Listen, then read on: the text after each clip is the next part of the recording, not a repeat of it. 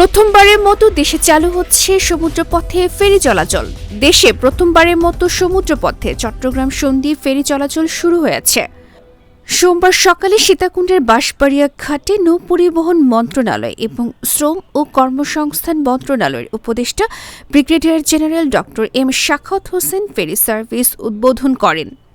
এ সময় আরও উপস্থিত ছিলেন বিদ্যুৎ ও জ্বালানি ও খনিজ সম্পদ মন্ত্রণালয়, সড়ক পরিবহন ও সেতু মন্ত্রণালয়ের উপদেষ্টা মোহাম্মদ ফাজুল কবির খান, পরিবেশ ও বন জলবায়ু পরিবর্তন মন্ত্রণালয়ের প্রধান এবং পানি সম্পদ মন্ত্রণালয়ের উপদেষ্টা সৈয়দা রিজওয়ানা হাসান, যুব ও ক্রীড়া মন্ত্রণালয় এবং স্থানীয় সরকার, পল্লী উন্নয়ন ও সমবায় মন্ত্রণালয়ের উপদেষ্টা আসিফ মাহমুদ সজীব ভুইয়া, মুক্তিযুদ্ধ বিষয়ক মন্ত্রণালয় এবং দুর্যোগ ব্যবস্থাপনা ও ত্রাণ মন্ত্রণালয়ের উপদেষ্টা ফারুক আজম বীর প্রতীক ও প্রাথমিক ও গণশিক্ষা মন্ত্রণালয়ের উপদেষ্টা অধ্যাপক ড বিধান রঞ্জন রায় পোদ্দার, মৎস্য ও প্রাণিসম্পদ মন্ত্রণালয়ের উপদেষ্টা ফরিদা আক্তার।